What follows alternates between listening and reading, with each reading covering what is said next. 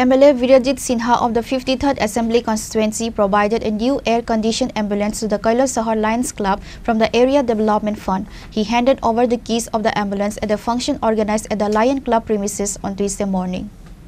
According to the reports, Legislator Virajit Sinha said that this initiative has been taken to ensure medical services during emergency times and priority will be given to public welfare works in the area in the future as well. At the event, the attendees included Badruzzaman, Vice Chairman of Gornagar Panchayat Samiti Bipul Das, the Sub-Divisional Magistrate, former Club President Supriyo Debroy, current President Prantos Roy, along with other distinguished guests.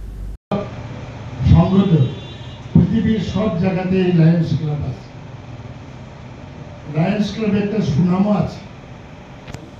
এবং আমাদের আমি দেখেছি কৈলাসহরে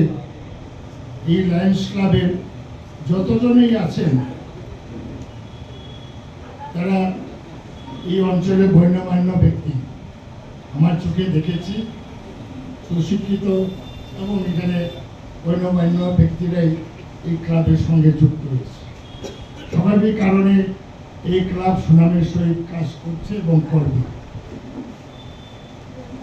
এই আমি যেদিন Lions ক্লাবের উদ্যোগে park উদ্বোধনে আমি একটা কথা বলেছিলাম যে কৈলাসহরে অনেক অ্যাম্বুলেন্স আমি নিজে দিয়েছি কিন্তু রক্ষণাবেক্ষণ করতে পারে না কিন্তু ব্যতিক্রম লায়ন্স ক্লাব একটা আছে আগে একটা ছিল খুব উপকার হয়েছে এই অঞ্চলের মানুষের জন্য যখন এই টেলিফোন গেছে তখন এই ক্লাবের এই অ্যাম্বুলেন্স গাড়িটা পেয়েছে এবং এবার কি বলে এটা এয়ার কন্ডিশন যুক্ত একটা অ্যাম্বুলেন্স দেওয়া হয়েছে আধুনিক এখানে রোগীরাও